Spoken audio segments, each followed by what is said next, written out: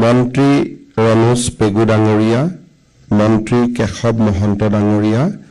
মন্ত্ৰী পীযুষ হাজৰিকা ডাঙৰীয়া, মন্ত্ৰী জয়ন্ত মল্ল বৰুৱা ডাঙৰীয়া, আমাৰ সভাত উপস্থিত গৃহ বিভাগৰ অতিৰিক্ত মুখ্য সচিব শ্ৰী তিৱাৰী ডাঙৰীয়া,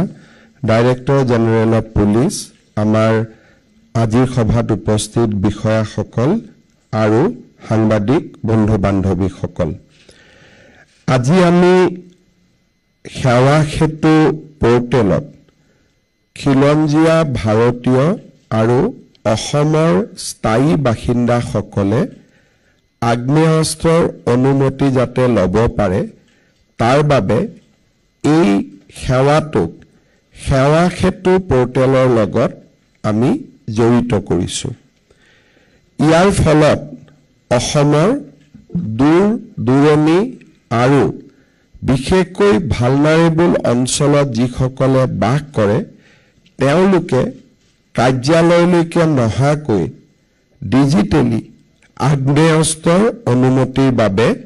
সেৱা সেতু পৰ্টেলৰ জৰিয়তে আবেদন কৰিব পাৰিব। এটা কথা আমি সকলোৱে বুজি পাওঁ যে আমাৰ ৰাজ্যখনত সংবেদনশীল অঞ্চল বহুকেইটা আছে আৰু বিশেষকৈ সীমান্ত অঞ্চলত বাস কৰা লোকসকলে যিসকল আমাৰ স্থায়ী বাসিন্দা খিলঞ্জীয়া বাসিন্দা তেওঁলোকে বহু সময়ত নিৰাপত্তাহীনতাৰ মাজেদি বাস কৰে। অসম আন্দোলন আৰু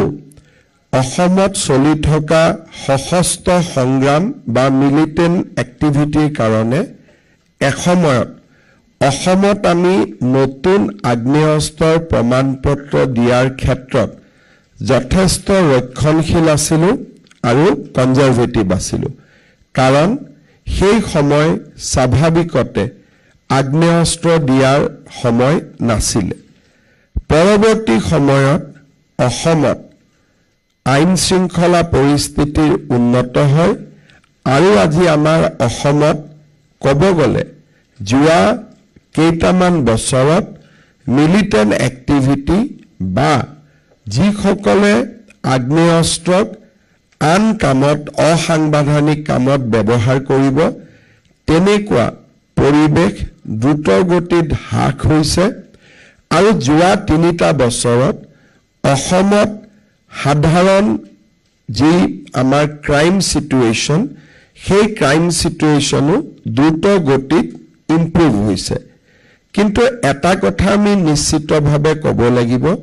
যে অসমৰ দৰে সংবেদনশীল অঞ্চল এটাত পুলিচৰ ৰেছপন্স টাইম ইয়াৰ এটা নিৰ্দিষ্ট সীমাবদ্ধতা আছে। আমাৰ অসমত এনেকুৱা বহু গাঁও আছে, এনেকুৱা বহু অঞ্চল আছে যে তাত ফাষ্ট ৰেছপন্ড যদি ফায়াৰ ব্ৰিগেডৰ ক্ষেত্ৰতো কৰিব লাগে, এম্বুলেন্সৰ ক্ষেত্ৰতো কৰিব লাগে, আইন শৃংখলাৰ ক্ষেত্ৰতো কৰিব লাগে, ইয়াক যথেষ্ট সময়ৰ প্ৰয়োজন হয়। কিন্তু আমি যদি ৰাইজক ফাষ্ট ৰেছপন্ডাৰ হিচাপে ব্যৱহাৰ কৰিব পাৰোঁ বা তেখেতসকলে যদি নিজেই সুসজ্জিত হৈ থাকে তেতিয়াহ'লে বহু ক্ষেত্ৰত চোৰ ডকাইতৰ দৰে বহু ঘটনাৰ পৰা সাধাৰণ জনতাক আমি মুক্তি দিব পাৰোঁ। যি ধৰণে সিভিল ডিফেন্সৰ ট্ৰেইনিং কৰা হয়, যি ধৰণে অগ্নিকাণ্ড আদিৰ লগত মোকাবিলা কৰিবলৈ আমি ব্যৱস্থা হাতত লওঁ, নাগৰিকক জড়িত কৰি আইন শৃংখলাৰ ক্ষেত্ৰতো নাগৰিকক জড়িত কৰা বা নাগৰিকক ফাষ্ট ৰেছপন্ডাৰ হিচাপে ব্যৱহাৰ কৰা ই এটা এষ্টাব্লিছ নৰ্মছ বা ই এটা আইনৰ দ্বাৰা অনুমোদিত ই এটা বিহিত ব্যৱস্থা। আৰু এই বিহিত ব্যৱস্থাটোক বহুদিনে আমি এই কাৰণে ব্যৱহাৰ কৰা নাছিলোঁ কাৰণ সেই সময়ৰ অসমৰ আইন শৃংখলা পৰিস্থিতিয়ে তাক অনুমোদন দিয়া নাছিল। আজি অসমত আইন শৃংখলাৰ পৰিৱেশ উন্নত হৈছে আৰু আইন শৃংখলা পৰিৱেশ উন্নত হোৱাৰ লগে লগে আমি এইটো নিশ্চিত কৰিব লাগিব যে দুৰ্গম অঞ্চলত থকা গাঁও বা দুৰ্গম অঞ্চলত থকা বিভিন্ন অঞ্চলত পুলিচ গৈ পোৱাৰ আগতে যিকোনো ঘটনাক ৰাইজে যাতে প্ৰতিহত কৰিব পাৰে, আইনৰ গণ্ডিৰ ভিতৰত থাকি প্ৰতিহত কৰিব পাৰে। আজি আমি সেৱা সেতু পোৰ্টেলৰ জৰিয়তে এই ব্যৱস্থা নিশ্চিত কৰিব খুজিছো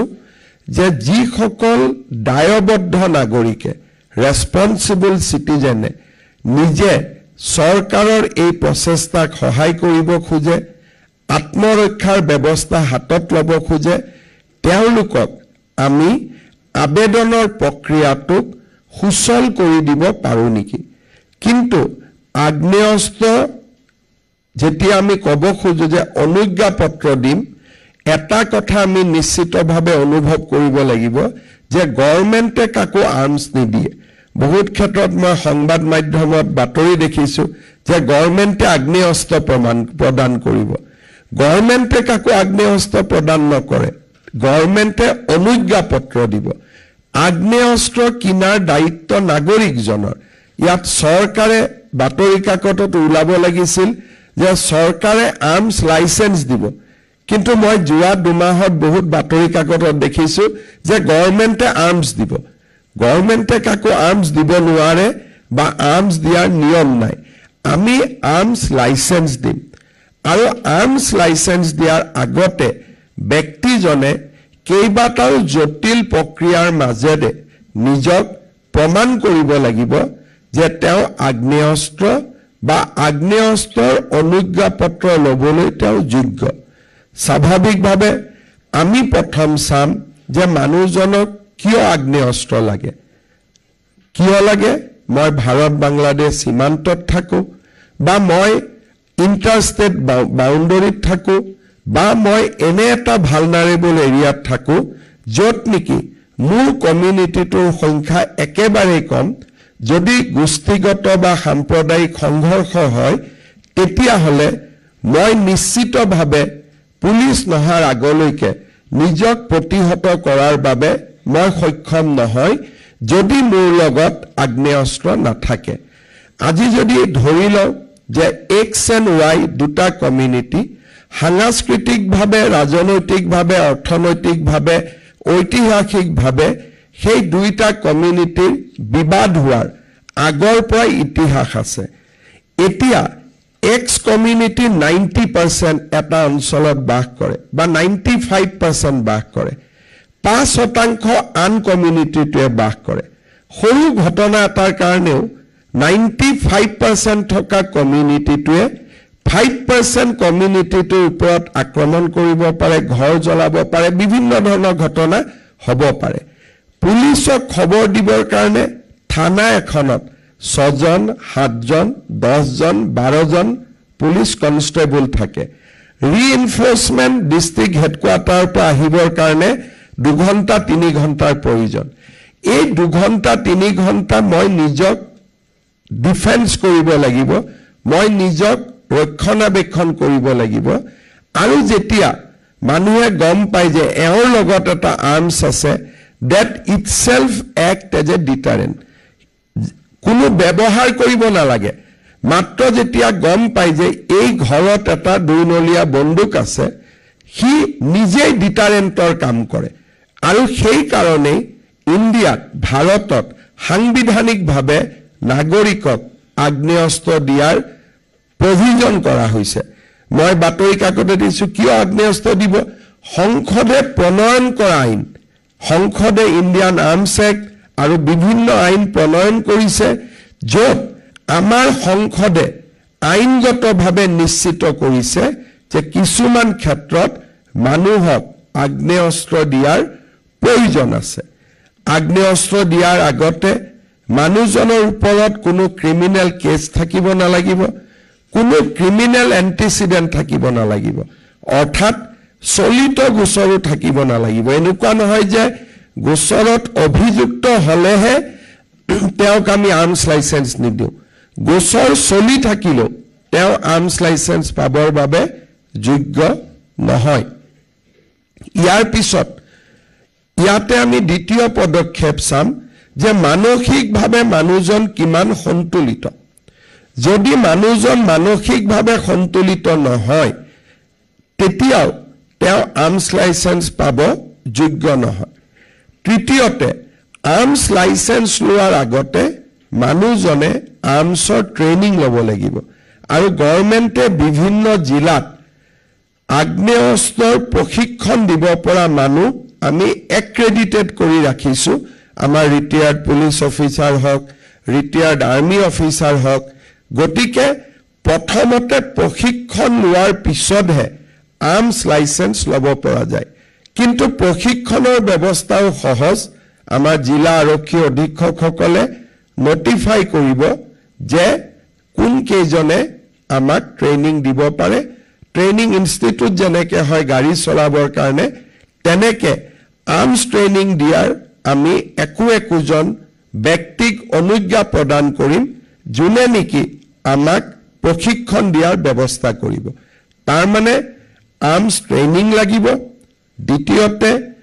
mentally he has to be balance তৃতীয়তে তেওঁ প্ৰমাণ কৰিব লাগিব মই কিয় ভালনাৰেবল এনেকুৱা নহয় যে মই আহিলো মই অমুক কমিউনিটি গতিকে মোক দিয়ক তেনেকুৱা নহয় তেওঁ প্ৰমাণ কৰিব লাগিব যে মই এটা স্পৰ্শকাতৰ অঞ্চলত বাস কৰো মই এটা ভালনাৰেবল অঞ্চলত বাস কৰো আৰু তেতিয়া আমি তেওঁক অনুজ্ঞা পত্ৰ দিয়াৰ বাবে আগবাঢ়িম চতুৰ্থতে তেওঁ আৰ্মছ এটা কিনিব লাগিব আৰু আপোনালোকে জানে যে আৰ্মছ কিনিবৰ বাবে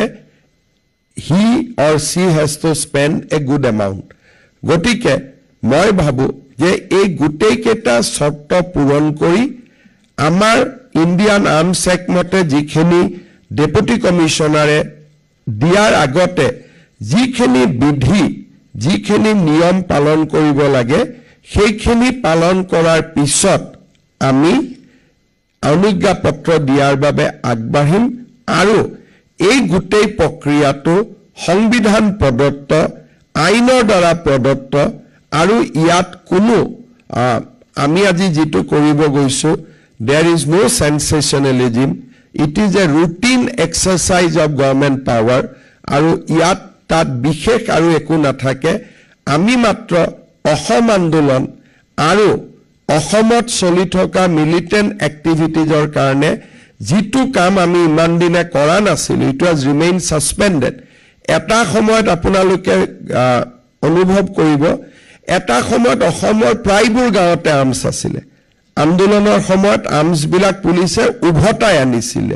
এইটো নহয় যে আমি কিবা এটা নতুন কাম কৰিব গৈ আছো এতিয়া মই দেখিছো যে কংগ্ৰেছ দলে আমাক সমালোচনা কৰিছে কিন্তু অসমত আটাইতকৈ বেছি লাইসেন্স কংগ্ৰেছে দিছিল সেই সময়ত কাৰণ it is nothing exceptional আমি মাত্ৰ এটাই ব্যৱস্থা কৰিছো আমি বৰঞ্চ অকনমান বেছি প্ৰিকশন লৈছো যে গুৱাহাটীত কিয় দিব লাগে ইয়াত পুলিচ আছে উইদিন 2 মিনিটস পুলিচ যাব পাৰে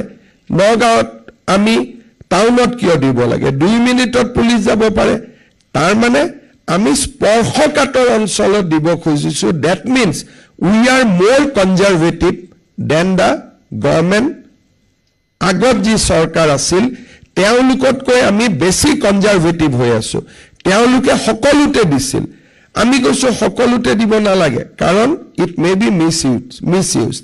সো আমি তা কোৱালিফাই কৰিছো অসমত থাউজেন্ডস অফ আৰ্ম লাইসেন্স আগতে দিয়া হৈছিল হাজাৰ হাজাৰ আৰ্ম লাইসেন্স দিয়া হৈছিল আমি বৰঞ্চ ইয়াক কনজাৰভেটিভলি ইউজ কৰিছো যে আমি ৰেসপন্সিবল সিটিজেনক দিম যাৰ citizenship is beyond doubt number 2 আমি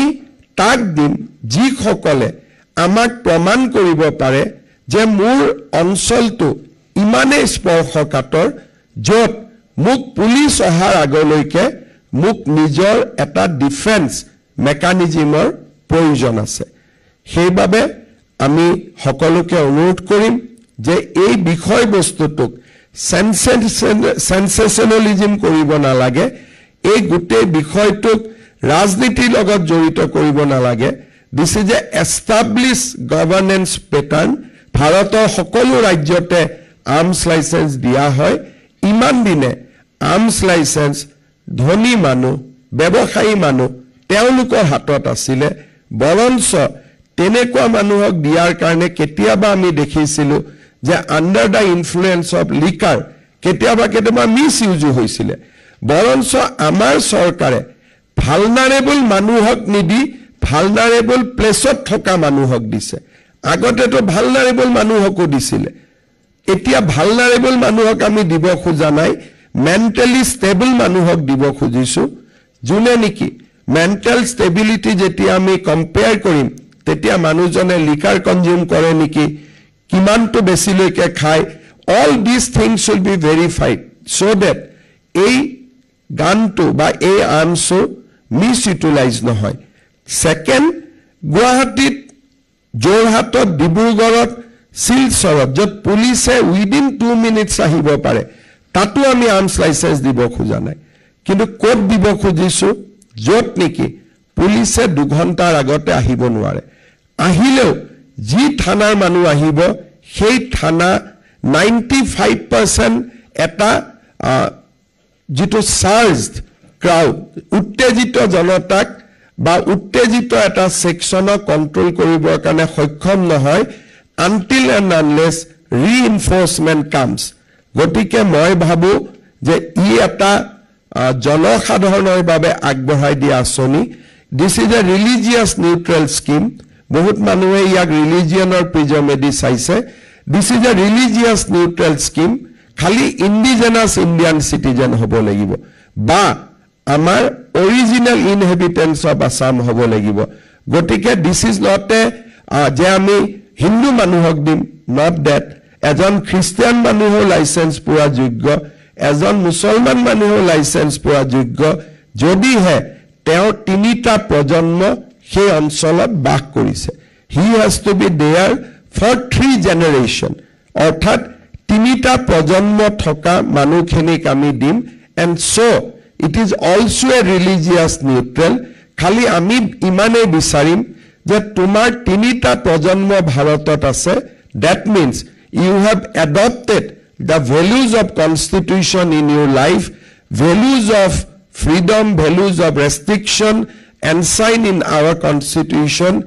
in your day-to-day life so you are a responsible citizen so we are going to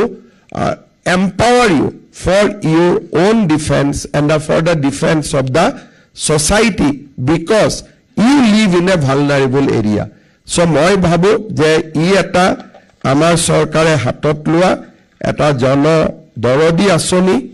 will not compromise with law there is no question of giving en masse janeka ami orunodoy bitoron koru konubai jodi bhabe je ami arms license bitoron korim tenekwa dhonor kotha nohoy we are a responsible government most of our deputy commissioner and district commissioner and SPs they are responsible officer and they will exercise this power with the full sense of responsibility out of politics this is a political neutral scheme that is why moi hokolu DC co-district commissioner everybody is on VC today so that বাতৰি কাকতত উলুৱাৰ দৰে মানুহে message এটা নলয় যে কালিৰ পৰা সকলো আহিব লাইন পাতি যাব সকলোকে ফালৰ পৰা আমি আৰ্মছ লাইসেন্স দি যাম এনেকুৱা যি এটা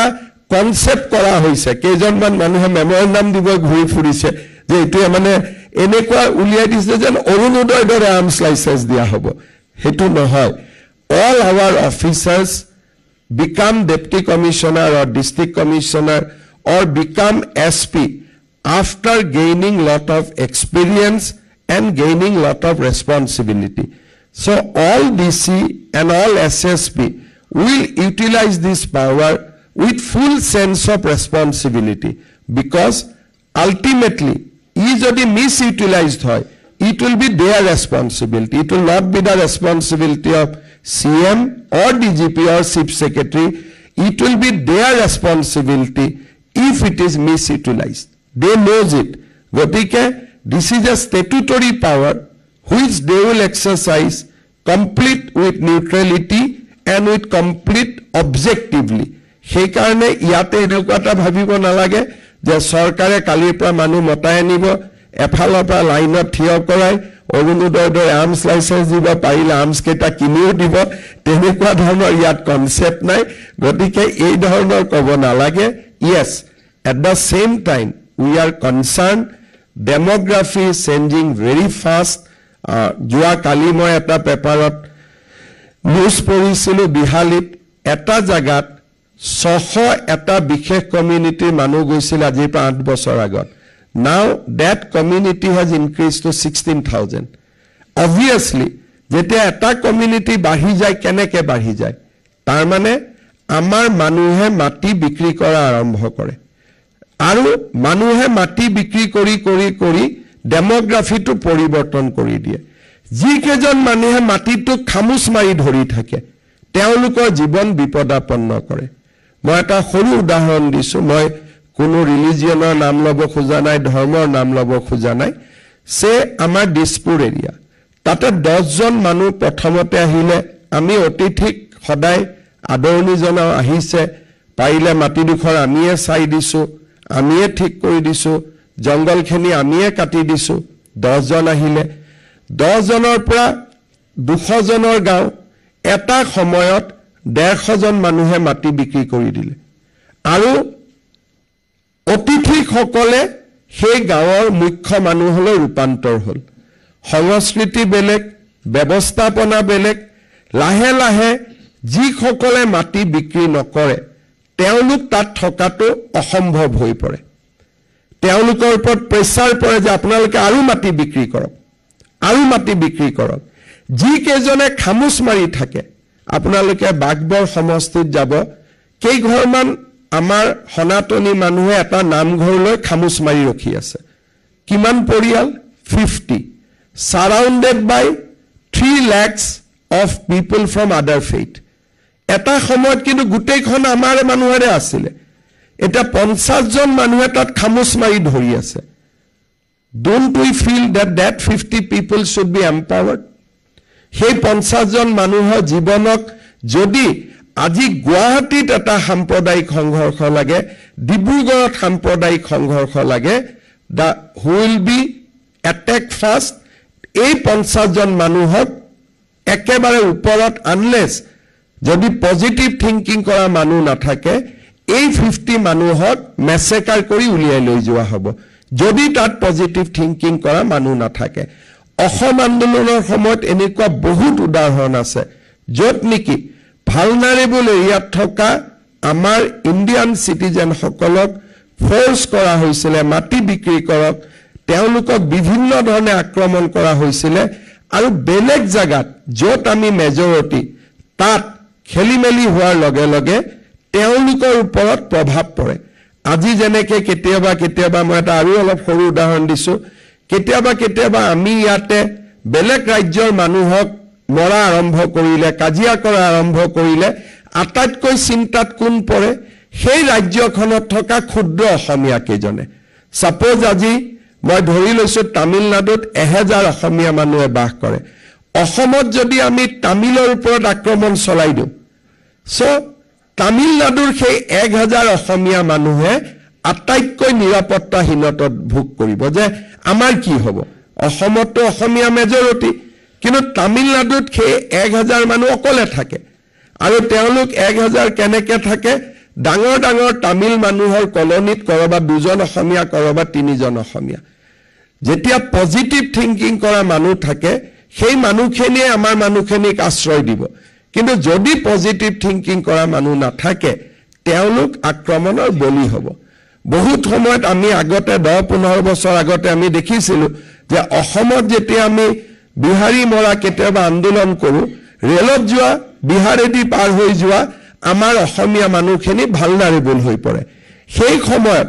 অসমীয়া মানুহখিনিক সহায় কৰাৰ কাৰণে কিবা এটা থাকিব লাগিছিল, যিটো নাছিলে। আজি পৰিৱেশ উন্নত হৈছে, তেনেকুৱা ঘটনা নোহোৱা হৈছে, কিন্তু আমাৰ ৰাজ্যখনত এনেকুৱা বহুত অঞ্চল আছে য'ত নেকি আমাৰ অসমীয়া মানুহ 50 ঘৰ, 30 ঘৰ, 100 ঘৰ সাৰাউণ্ডেড বাই 2 লাখ 3 লাখ যি ন অসমীয়া বুলি আজিকালি ক'ব খোজে আমি বেলেগ বেলেগ ভাষাত ক'ব খোজো বাট ফেক্ট ৰিমেইন যে আমাৰ খিলঞ্জীয়া মানুহখিনি তাত আটাইতকৈ ভালনাৰেবল হৈ পৰে সেই মানুহখিনিৰ কথা গুৱাহাটীত বহি আমি চিন্তাও কৰিব নোৱাৰো গুৱাহাটীত যিসকলে বহি ইন্টেলেকচুৱেল এক্সাৰসাইজ কৰে তেওঁলোকে সেই ভালনাৰেবল মানুহখিনিৰ স্পৰ্শকাতৰ যিটো পৰিৱেশ অনুভৱ কৰিব নোৱাৰে আজি এই আঁচনিখন সেই সকলৰ কাৰণে উৎসৰ্গিত যাৰ মাটিৰ মৰমে যি গুৱাহাটীলৈ উঠি নাহিলে যিসকলে আমাৰ সংস্কৃতিটো ধৰি ৰাখিলে নিজক বিপদাপন্ন কৰি হলেও তেওঁলোকে কৰবাত সেই নামঘৰটো চাকি গছি যাতে নুমাই নাযায় তাৰ বাবে নিজৰ জীৱনক বিপদাপন্ন কৰিও সেই সত্ৰখনৰ মন্দিৰটোৰ অক্ষয় বন্তি গছি জ্বলাই ৰাখিছে এই আঁচনিখন তেওঁলোকৰ বাবে যিসকল সাহসী অসমীয়া তেওঁলোকৰ বাবে যিসকলে মাটিত বেছি দাম পোৱা বুলিয়ে মাটি দুখৰ বিক্ৰী কৰি অহা নাই তেওঁলোকৰ বাবে যিসকলে আজিও গোটেই চাৰিওফালৰ পৰিৱেশ পৰিৱৰ্তন হোৱাৰ পিছতো নামঘৰৰ চাকি জুপি যাতে নুমাই নাযায় তাৰ বাবে জীৱনৰ সৰ্বস্ব এৰি হলেও য'ত অক্ষয় বন্তি গছি জ্বলাই ৰখাৰ বাবে প্ৰয়াস কৰিছে এই আঁচনিখন সেই সকলৰ বাবে যিসকলে আমাৰ অসমৰ ডেমোগ্ৰাফিক ইনভেনশ্যনৰ ফলত নিজক নিৰাপত্তাহীনতাত ভুগিও নিজৰ মাটিডোখৰ বিক্ৰী কৰি জন্মভূমিৰ পৰা আঁতৰি অহা নাই এই আঁচনিখন সেই সাহসী অসমীয়াসকলৰ বাবে এই আঁচনিখন সেই সকল সাহসী ভাৰতীয়ৰ বাবে যিসকলে আমাৰ দৰে নগৰ মহানগৰত থাকি বিলাসী জীৱন বা নিৰাপত্তামূলক জীৱনৰ পৰিৱৰ্তে যিসকলে আজিও এটা কষ্টকৰ জীৱন সন্মুখত ৰাখি অসমৰ মাটি ভেটি সংস্কৃতিক জীয়াই ৰখাৰ বাবে সংগ্ৰাম কৰিছে সেই আঁচনিখন আজি আমি তেওঁলোকৰ বাবে উৎসৰ্গা কৰিছো যাৰ বেদনা গুৱাহাটীৰ পৰা অনুভৱ কৰিব নোৱাৰি যাৰ মনৰ দুখ আৰু কষ্ট গুৱাহাটীত বহি অনুভৱ কৰিব নোৱাৰি যোৰহাট আৰু ডিব্ৰুগড়ত বহি তাৰ অনুভৱ কৰিব নোৱাৰি সেই সকল সাহসী অসমীয়া সেই সকল সাহসী ভাৰতীয়ক নিৰাপত্তা প্ৰদান কৰাৰ বাবে এই আমাৰ এটা ক্ষুদ্ৰ প্ৰচেষ্টা ই এটা পজিটিভ আঁচনি আৰু এই আঁচনিখনৰ জৰিয়তে আমি সেই সকল অসমীয়া সেই সকল ভাৰতীয়ক কিছু হলেও নিৰাপত্তাৰ ভাৱ মানুহক নিৰাপদ হয় নে নহয় মানুহক নালাগে কাৰণ কোনো মানুহে নিৰাপদ নহয় আজি আমি কৰবাত গৈছো নিৰাপদ বুলি ভবা জায়গাখনতো ভূমিকম্প হ'ব পাৰে মানুহক সেন্স অফ সিকিউৰিটি লাগে নিৰাপদ কোনো হ'ব নোৱাৰে কিন্তু নিৰাপদ অনুভৱ কৰিব লাগে মই ভাবো এটা দুইনলীয়া বন্দুকেও মানুহক সেই নিৰাপদ ভাৱটো প্ৰদান কৰিব পাৰিব